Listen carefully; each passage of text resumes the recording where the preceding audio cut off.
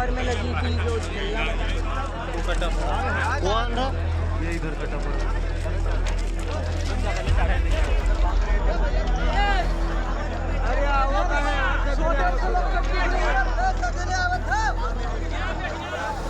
भूसावल मंडल से एक दुखद सूचना प्राप्त हुई है। यहाँ पर कुछ यात्रियों ने पुष्पक एक्सप्रेस का एसीपी किया और वो वहां पर उतर गए और दूसरे साइड से बेंगलुरु से नई दिल्ली के बीच चलने वाली कर्नाटक एक्सप्रेस आ रही थी। उसकी चपेट में आने से कुछ यात्रियों के बुरी तरह से घायल होने की सूचना प्राप्त हुई है। यह भूसावल मनमाड़ जो रेलखंड है हमारा, वहां पर की घटना है। जो सूचना प्राप्त हुई उसमें है कि जलगांव से बहुत सारे लोग इस गाड़ी में चढ़े थे और इसमें से किसी ने एसीपी किया पहले ट्रेन में और एसीपी के बाद वो लोग उतरे हैं और गलत तरीके से पटरी को पार करने की कोशिश कर रहे थे या पटरी पर खड़े थे। उसी के कारण वो लोग चपेट में आए गए हैं रेल के। फिलहाल सर प्रशासन मौके पर पहुंच गया। वहां पर घटनास्थल के लिए जो मंडल रेल प्रबंधक हैं भूसावल की, वो रवाना हो चुकी हैं। मेडिकल टीम वहां पहुंच गई है, स्थानीय प्रशासन के लोग भी पहुंच गए हैं और रेलवे के सीनियर सेक्शन इंजीनियर भी घटनास्थल पर पहुंच गए हैं। दूसरे वरिष्ठ डॉक्टरों और एम्बुलेंस की व्यवस्था की गई है और उन सबको स्थानीय चिकित्सालय में और जरूरत पड़ने पर भूसावल के किसी अच्छे हॉस्पिटल में इलाज के लिए आवश्यक निर्देश दिए गए हैं। ये एसीपी क्या वर्ड है, क्या होता है ये? जब चलती ट्रेन में कोई यात्री चेन की पुलिंग करता है तो उसको हम लोग एसीपी कहते हैं। पुष्पक एक्सप्रेस में इसी तरह की चेन पुलिंग किसी यात्री द्वारा की गई है और उसके बाद कई यात्री जो है रॉन्ग साइड में, जिधर से दूसरे ट्रेन के आने की संभावना रहती है, वहां उतर गए, जिसके कारण वो लोग कर्नाटक एक्सप्रेस की चपेट में आए। अभी तक सर जानकारी है क्यों चेन पुलिंग हुई? क्या कुछ ऐसी भी चीजें चल रही हैं कि आग लगी थी ट्रेन में या फिर कुछ ऐसा हुआ था?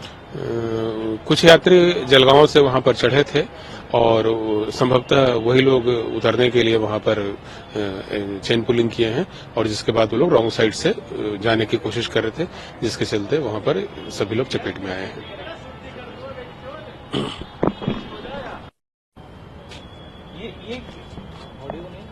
ये क्या कहानी है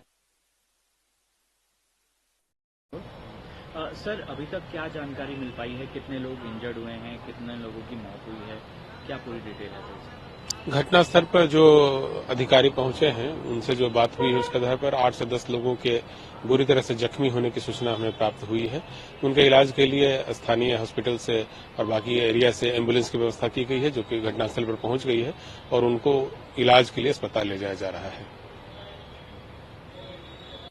जलगांव में पुष्पक एक्सप्रेस का जो दुर्घटना हुई है, वो दुर्घटना में कम से कम जो आंकड़े हमारे सामने आ रहे हैं कि 24-25 लोग उसमें मृत हो चुके हैं। हाल ही में आप देख रहे हो कि मोदी जी की सरकार जब से आई है देश में, तब से रेलवे के एक्सीडेंट बड़े पैमाने में बढ़ते जा रहे हैं और ये लगातार होते जा रहे हैं। सरकार मोदी जी की घोषणा करती है कि हम अब योजना लाएंगे, अब किसी की जान जाएंगी नहीं, निरपराध लोगों की मृत्यु नहीं होगी। कवच नाम की योजना लाई। कितना उपयोग इसमें हो रहा है ये भी स्पष्ट हो रहा है। यानी हमारे जमाने में रेलवे की टिकटें सस्ती थी, लेकिन अब मोदी जी की सरकार में टिकटें तो महंगे हो चुके हैं, लेकिन लोगों की जान सस्ती हुई। ये कब तक सिलसिला चलते रहेगा? कि सरकार का रेलवे पे कोई नियंत्रण नहीं है, उससे निरपराध लोगों की जानें जा रही है। सरकार को उनके मित्रों की मालगाड़ियां ज्यादा से ज्यादा चलाना, प्रॉफिट उनको कम के देना और जो सामान्य लोगों की जो रेलवे है, जो देश की वाहिनी है, उसमें इस तरह की दुर्घटना होना ये दुर्भाग्यपूर्ण है।